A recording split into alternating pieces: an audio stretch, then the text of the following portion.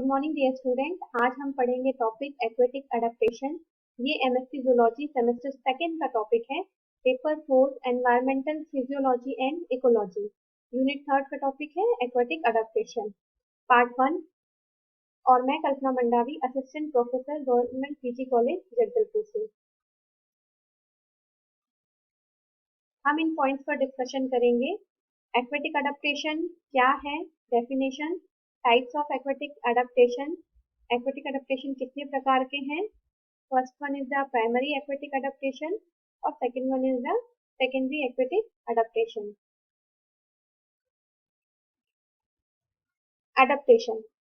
Adaptation जिसे हम हिंदी में अनुकूलन कहते हैं। अनुकूलन क्या है? अनुकूलन वह प्रक्रिया है जिसमें कि जंतु अपने जिस भी एनवायरनमेंट में वो रहता है या जिस भी हैबिटाट जगह पर वो रहता है उसके अनुसार वो अपने शरीर में चेंजेस लाता है। ये चेंजेस वह इसलिए लाता है ताकि वह उस एनवायरनमेंट में आसानी से सरवाइव कर सके। तो अडेप्टेशन वह प्रक्रिया है जिसमें कि एनिमल अपने आप को उस एनवायरनमेंट के प्रति फिट बनाता है। और हमने थ्योरीज भी पढ़ी हैं काफी, सर्वाइवल ऑफ द फिटेस्ट, जो फिट होगा जंतु एनवायरमेंटल कंडीशन के अनुसार वही सरवाइव कर सकता है। अनुकूलन जो है वो अलग अलग प्रकार के हैं। जैसा हैबिटाट रहेगा, मान लेते हैं यदि जो हैबिटाट है वो वाटर बॉडी है, यदि कोई जंतु पानी में रहता है तो उसके अनुकूल वो अपने बॉडी में मॉर्फोलॉजिकली और कार्यकीय फिजियोलॉजिकल चेंजेस लाएगा। यदि वो जंतु एरियल है, हवा में उड़ने वाला है, तो वो उस कंडीशन के अनुसार से अपने बॉडी में चेंजेस लाएगा। जैसे पक्षियों का जो बॉडी होता है वो लाइट वेट होता है, विंग्स का पाया जाना होता है, इस प्रकार से बहुत सारे होते हैं। और फीमेल्स में केवल एक ओवरी का पाया जाना। तो इस प्रकार से अलग अलग प्रकार के एडेप्टेशन होते हैं। हमें आज जो स्टडी करना है वो है एक्वेटिक अडेप्टेशन। एक्वेटिक अडेप्टेशन क्या है और वो कितने प्रकार का है, ये हम इस टॉपिक में पढ़ेंगे आज। Aquatic adaptation. The fitness of animals to live in water is called aquatic adaptation. Aqua का मीनिंग होता है वाटर और अडेप्टेशन का मीनिंग है अनुकूलन। ऐसे जंतु जो वाटर एनवायरमेंटल में रहने के लिए अपने आप को अनुकूल बनाते हैं उसे ही हम बोलते हैं एक्वेटिक अडेप्टेशन। एनिमल्स के अलावा प्लांट्स भी पाए जाते हैं, तो जो परिवर्तन लाए जाते हैं बॉडी में उसे हम बोलते हैं एक्वेटिक अडेप्टेशन। क्योंकि हम यहाँ पे एनिमल्स के पॉइंट ऑफ व्यू में पढ़ रहे हैं, तो एक्वेटिक अडेप्टेशन वह प्रक्रिया है जिसमें कि जंतु अपने आप को वाटर हैबिटाट में रहने के लिए अनुकूलित करता है। एक्वेटिक अडेप्टेशन ये दो प्रकार के होते हैं। फर्स्ट वन है प्राइमरी एक्वेटिक अडेप्टेशन और सेकेंड वन है secondary aquatic adaptation. Types of aquatic adaptation. Primary aquatic adaptation किस में पाया जाता है? तो प्राइमरी एक्वेटिक अडेप्टेशन जो है वो ऐसे एनिमल्स में पाया जाता है जिनके की पूर्वज जो है वो पहले से ही पानी में रहते हुए आ रहे हैं। Primary aquatic adaptation it means ancestors are aquatic. जबकि जो सेकेंडरी एक्वेटिक अडेप्टेशन होता है वह उन एनिमल्स में पाया जाता है जिनके की एंसेस्टर पूर्वज जो है वो टेरेस्ट्रियल या एरियल होते हैं। वो जमीन में रहने वाले या हवा में उड़ने वाले हो सकते हैं, उनमें सेकेंडरी एक्वेटिक अडेप्टेशन पाया जाता है। तो according to their origin they are primary and the secondary aquatic animal. इनकी उत्पत्ति के आधार पर ही, जंतु की उत्पत्ति के आधार पर ही, यदि वो वाटर बॉडी में ही उसका ओरिजिन हुआ है तो वहां पे हम प्राइमरी एडेप्टेशन देखेंगे, एक्वेटिक एनिमल हम उन्हें बोलेंगे।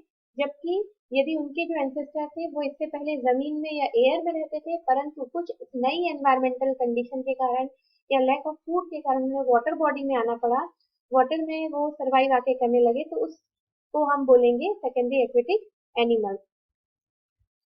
तो हमको यहाँ पर पढ़ना है primary aquatic animal adaptation. Primary aquatic adaptation किसमें देखा जाता है? तो ऐसे एनिमल्स जिनके की पूर्वज पहले से ही पानी में रहते थे उन्हें हम बोलते हैं प्राइमरी एक्वेटिक एनिमल्स। और उन जंतुओं के द्वारा जो अपने बॉडी में मॉर्फोलॉजिकली फिजियोलॉजिकल चेंजेस आते हैं उन्हें हम कहते हैं ऐसे एडेप्टेशन, ऐसे अनुकूलन को हम बोलते हैं प्राइमरी एक्वेटिक अडेप्टेशन। तो इसका सबसे बेस्ट एग्जाम्पल है फिशेस। फिशेस का हम यहाँ पर स्टडी करेंगे। इनमें हम देखते हैं कौन कौन से कैरेक्टरिस्टिक फीचर मछलियों में हमें देखने के लिए मिलते हैं। तो first one is the streamline body.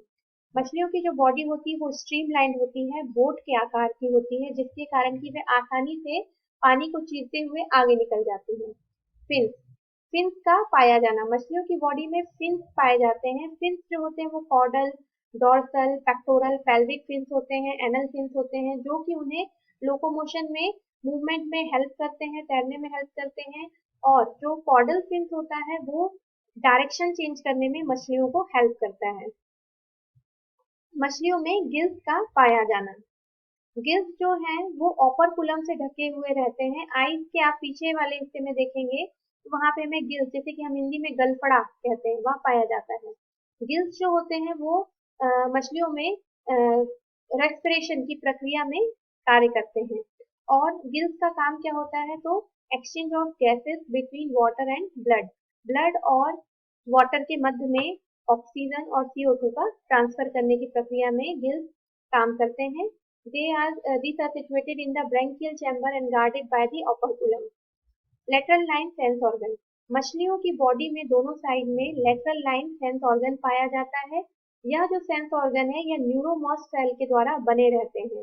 न्यूरोमस जो सेल हैं इनका इनका इस ऑर्गन का मेन जो काम रहता है लेटरल लाइन सेंस ऑर्गन का, वह पानी का जो टेम्परेचर है उसको डिटेक्ट करना, प्रेशर को, वाटर प्रेशर को डिटेक्ट करना, जैसे जैसे अंदर आप पानी में जाएंगे तो प्रेशर बढ़ने लगेगा, उसको डिटेक्ट करना, वाटर करंट, जलीय तरंग कहाँ से आ रही है, तो इन सब सभी चीजों को डिटेक्ट करने का काम जो करता है वो है लेटरल लाइन सेंस ऑर्गन।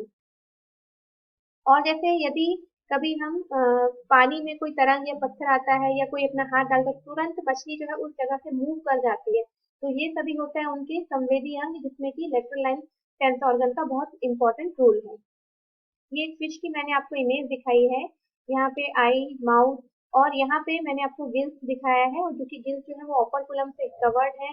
और बॉडी के दोनों साइड में लेटरल लाइन सेंस ऑर्गन मिलते हैं जो कि न्यूरोमस सेल्स के बने हुए हैं। यहाँ पे फिन्स हम देख रहे हैं, ये जो गर्डल वाला, जो पेल्विक वाला, सॉरी यहाँ पे गलत बता दिया, पेक्टोरल गर्डल वाली जगह पे पेक्टोरल फिन मिलेगा आपको, pelvic fin, anal fin, caudal fin मिलेंगे। तो इस प्रकार से मछलियों में ये मॉडिफिकेशन पाए जाते हैं ताकि वो आसानी से स्विम करें। बॉडी भी स्ट्रीमलाइन होती है बोट शेप, ताकि वो पानी को चीरते हुए आगे निकल जाएं।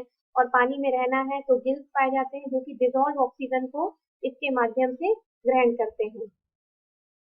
एयर ब्लैडर, एयर ब्लैडर का पाया जाना, the air bladder is present between the alimentary canal and the vertebral column. और इसका ये जो है वो हाइड्रोस्टैटिक प्रेशर को मेंटेन करके रखता है ताकि फिशेस काफी इजीली पानी में स्विम कर सके। आई, आई जो एक्वेटिक एनिमल्स होते हैं, जो फिशेस होती हैं, इनकी जो आई है वो डिम लाइट में भी विजन देखने के लिए सक्षम होती है। और आंखों पर एक निक्टिएटिंग मेम्ब्रेन पाई जाती है जो कि एक पारदर्शी झिल्ली होती है, और ये आंख को पानी से बचाने का काम करती है। म्यूकस ग्लैंड, मछलियों की बॉडी में म्यूकस ग्लैंड पाई जाती है। यह जो म्यूकस ग्लैंड है यह इनकी बॉडी को स्लाइमी बनाती है, स्लाइमी बनाती है। इसके अलावा ये पानी के डिफ्यूजन को भी रोकती है। स्केल्स, मछलियों की बॉडी में स्केल्स पाए जाते हैं। स्केल्स अलग अलग प्रकार के होते हैं, गेनोइड होता है, टिनोइड होता है, साइक्लॉइड होता है, फ्लैकॉइड होते हैं। तो अलग अलग मछलियों में अलग अलग प्रकार की स्केल्स पाई जाती है। और स्केल का जो मेन फंक्शन है वह है protect the body against the action of the water. Then बहुत इंपॉर्टेंट चीज है फिजियोलॉजिकल एक्टिविटी फिशेस की बॉडी के अंदर, वो है ऑस्मो रेगुलेशन। ऑस्मो रेगुलेशन वह प्रक्रिया है जिसमें कि जंतु अपने बॉडी के अंदर सॉल्ट और वाटर का कंसेंट्रेशन को एक साम्यावस्था में रखता है, होम्योस्टेसिस कंडीशन में मेंटेन करके रखता है। Aquatic animals have developed different method to solve the osmotic problems. इसमें हम देखेंगे मछलियां जो होती हैं वो आपने देखा होगा अलग अलग टाइप के जो वाटर रहते हैं उनमें रहती है। जैसे कुछ रहती हैं जो आपको तालाब में मिलेंगी, नदी में मिलेंगी, झील मिलेंगी। ये सभी जो मछलियां कहती है फ्रेश वाटर फिशेस, यानी ताजे पानी की मछलियां जिसमें कि सॉल्ट का कंसेंट्रेशन कम होता है। तो हम इसमें स्टडी करेंगे कि फ्रेश वाटर फिशेस में किस प्रकार से ऑस्मो रेगुलेशन की प्रक्रिया होती है। फ्रेश वाटर जो है ये कैसा होता है, hypotonic to the body fluid of the fresh water. Fresh water जो फिशेस है या जो ताजा पानी है वो हाइपोटोनिक होता है, वहाँ पे सॉल्ट का कंसेंट्रेशन कम है, जबकि मछली की बॉडी के अंदर सॉल्ट का कंसेंट्रेशन होता है। तो वहाँ पे कौन सी प्रक्रिया होगी, एंडोऑस्मोसिस, यानी पानी जो है वो बाहर से अंदर की तरफ जाएगा। Excess of water is removed by kidney, अधिक पानी जा रहा है तो अधिक जो पानी है वो किडनी के थ्रू, प्रोसेस के थ्रू ये रिमूव होगा बॉडी से। A certain amount of salt is also remove by the urine, कुछ मात्रा में सॉल्ट भी जो है वो यूरिन के माध्यम से एक्सक्रीट आउट हो जाएगा। पर उनके गिल्स में कुछ क्लोराइड सेल्स, एक स्पेशल टाइप की सेल्स होती है, पाई जाती हैं, और फ्रेश वाटर फिशेस में गिल्स में जो क्लोराइड सेल पाई जाती हैं वह क्या काम करती हैं, they absorb the salt from the fresh water and add them to the body fluid. वह जो पानी है वहां से सॉल्ट का मात्रा को एब्सॉर्ब करती हैं और वह उन्हें बॉडी फ्लूइड तक पहुंचाती है, ताकि बॉडी में सॉल्ट का कंसेंट्रेशन कम ना हो, तो सोडियम आयंस का कंसेंट्रेशन कम ना हो, क्योंकि हम सभी को पता है all these ions are very important for different physiological activities। ये मैंने आपको एक इमेज बताया, osmo regulation in fresh water fishes में किस प्रकार से होता है। जैसे कि यहाँ पे एंडोऑस्मोसिस की प्रक्रिया हो रही है, वाटर कैसा है फ्रेश वाटर में, तो ये हाइपोटोनिक है, और बॉडी फ्लूइड कैसा है फिश का, तो ये hypertonic, it mean lower to higher concentration. तो यहाँ पे एंडोऑस्मोसिस की प्रक्रिया होगी, अधिक पानी जा रहा है तो किडनी के द्वारा ये एक्सीट आउट किया जाएगा, और इसमें यूरिन के माध्यम से भी सॉल्ट की मात्रा रिलीज होगी। इसकी पूर्ति के लिए क्लोराइड सेल्स रहती है जो कि वाटर का एब्जॉर्प्शन करती हैं। तो इस प्रकार से फ्रेश वाटर जो फिशेस होती हैं उनमें एंडोऑस्मोसिस की प्रक्रिया होती है। नेक्स्ट वन हम पढ़ेंगे मराइन फिशेस, यानी समुद्री मछलियां। समुद्र का पानी कैसा होता है, तो खारा होता है, बहुत खारा होता है, जिसे आप एक मिनट भी मुंह में नहीं रख सकते हैं। सी वाटर, तो सी वाटर कैसा है, हाइपरटोनिक, वहाँ पे सॉल्ट का कंसेंट्रेशन बहुत ज्यादा है। इस कंडीशन में फिश का बॉडी कैसा होता है, हाइपोटोनिक, इट मीन्स वहां पे कौन सी प्रक्रिया होगी, यानी कि फिश की बॉडी से बाहर की तरफ पानी जाएगा। तो यहाँ पे कैसी प्रक्रिया होगी, तो यहाँ पर एक्सोस्मोसिस की प्रक्रिया होगी। This loss of water is made by drinking sea water, ये जो लॉस है पानी का, ये कैसे पूर्ति की जाती है, पानी को ड्रिंक करके। पानी को जब वो ड्रिंक करती है उसमें सॉल्ट का कंसेंट्रेशन बहुत ज्यादा रहता है, तो इस सॉल्ट के कंसेंट्रेशन को, यहाँ पे बॉडी में सॉल्ट का कंसेंट्रेशन बढ़ता जा रहा है, तो इस सॉल्ट का कंसेंट्रेशन बढ़ता जा रहा है, इस एक्सेस सॉल्ट को कैसे रिमूव किया जाएगा, तो वहाँ पे कुछ जो क्लोराइड सेल्स होती है वो गिल्स में पाई जाती है। यहाँ पर मैराइन फिशेस में जो क्लोराइड सेल्स है वो सिक्रीटरी नेचर की रहती है, यानी स्रावित करने वाले नेचर की रहती है। तो ये क्लोराइड सेल्स क्या करती हैं कि एक्सेस जो बॉडी में सॉल्ट आ रहा है उसको वो वापस वाटर में रिलीज कर देती है। तो इस प्रकार से हम इसके नेक्स्ट डायग्राम में भी और देखेंगे। तो यहाँ पर आप देखिएगा कि जो फ्रेश वाटर फिशेस रहती है उनमें जो गिल्स में क्लोराइड सेल्स पाई जाएंगी वो सॉल्ट का एब्जॉर्प्शन करेंगी, ताकि बॉडी में सॉल्ट का कंसेंट्रेशन बना रहे, क्योंकि यूरिन के द्वारा भी सॉल्ट रिलीज हो रहा है। जबकि मरीन समुद्री मछली में क्या होगा, जो सॉल्ट पानी मछलियां बार बार पी रही हैं जिसके कारण की बॉडी के अंदर सॉल्ट का कंसेंट्रेशन ज्यादा हो रहा है, तो इसे कम करने के लिए क्लोराइड सेल मैराइन फिशेस में सीक्रेटरी नेचर की होती है। यहाँ पे एक डायग्राम से मैंने आपको समझाने का कोशिश किया है कि ये समुद्र में पाई जाने वाली मछली है, इसमें एग्रो ऑस्मोसिस की प्रक्रिया हो रही है, gain of the water and the salt from the food material also, और यहाँ पे जो है excretion of the salt and from the gills also, osmotic water loss to the gills and other part of the body surfaces. तो इस प्रकार से ये जो है इस डायग्राम में मैंने आपको बताने का कोशिश किया है कि किस प्रकार से जो क्लोराइड सेल्स है जो कि आपका इसमें ओपर्कुलम में पाया जाता है फिशेस में, वो मराइन फिशेस में सिक्रीटरी नेचर की होती है, जो कि एक्सेस सॉल्ट को बॉडी से रिलीज आउट कर देती है। Then gain of the water and the salt ion from the drinking water, जितना ये सॉल्ट भी ले रहे हैं उसके बाद में ये ड्रिंकिंग पानी भी ग्रहण कर रहे हैं, ये सब इसके बारे में बताया गया है। यहाँ पे दोनों एरो भी बने हैं कि ये वाटर के लिए है और ये सॉल्ट के लिए है। तो डियर स्टूडेंट, आई होप कि आपको ये फर्स्ट पार्ट जो है प्राइमरी एक्वेटिक अडेप्टेशन का अच्छे से समझ में आया होगा। और इसमें मैंने आपको ये बताने की कोशिश की है कि एक्वेटिक अडेप्टेशन यानी जल में रहना है तो जंतु को अपने बॉडी में मॉर्फोलॉजिकल फिजियोलॉजिकल चेंजेस लाने पड़ेंगे। दो टाइप्स के होते हैं, प्राइमरी और सेकेंडरी एक्वेटिक अडेप्टेशन।